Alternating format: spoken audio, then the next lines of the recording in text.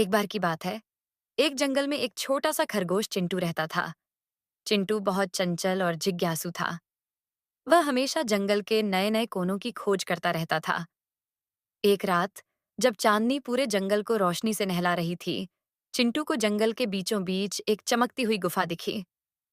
उस गुफा से हल्की सी नीली रोशनी निकल रही थी, जो रात के अंधेरे में रहस्यमयी लग रही थी।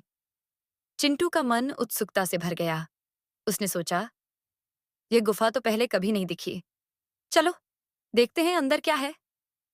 चिंटू धीरे धीरे गुफा के पास गया। जैसे ही वह अंदर दाखिल हुआ, ठंडी हवा का एक झोंका आया और एक हल्की सी हंसी की आवाज गूंजी। चिंटू डर गया और पीछे हटने ही वाला था कि सामने से एक छोटा सा भूत प्रकट हुआ।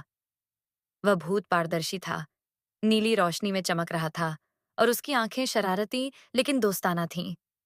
चिंटू ने डरते डरते पूछा, तुम कौन हो? भूत ने हंसते हुए जवाब दिया, मैं जंगल का भूत हूँ, लेकिन डरने की जरूरत नहीं। मैं सिर्फ दोस्त बनाना चाहता हूँ। चिंटू का डर धीरे धीरे कम हुआ। उसने हिम्मत जुटाकर पूछा, तुम यहाँ अकेले क्यों रहते हो?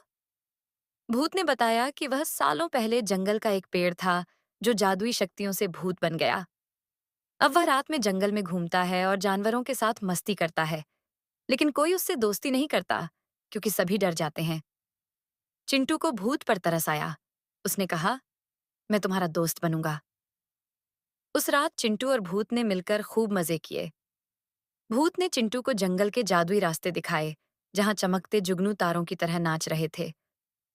दोनों ने चांदनी में छुपन छुपाई खेली। भूत जादुई तरीके से गायब हो जाता और चिंटू उसे ढूंढने की कोशिश करता। चिंटू ने कभी इतना मजा नहीं किया था। भूत ने चिंटू को एक जादुई फूल भी दिया, जो रात में चमकता था। कहा, जब भी तुम मुझे बुलाना चाहो, इस फूल को हवा में लहराना। सुबह होने से पहले भूत ने कहा, मुझे अब जाना होगा। सूरज निकलने पर मैं गायब हो जाता हूँ। चिंटू ने वादा किया कि वह हर रात आएगा। जैसे ही सूरज की पहली किरण गुफा में आई, भूत गायब हो गया।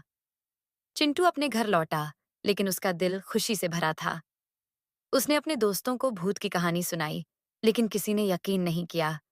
चिंटू को इसकी परवाह नहीं थी।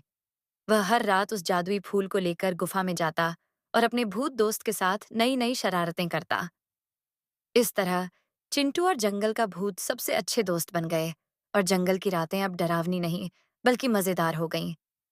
दोस्तों, अगर ये कहानी आपको अच्छा लगा तो आप इस वीडियो को लाइक और चैनल को सब्सक्राइब करें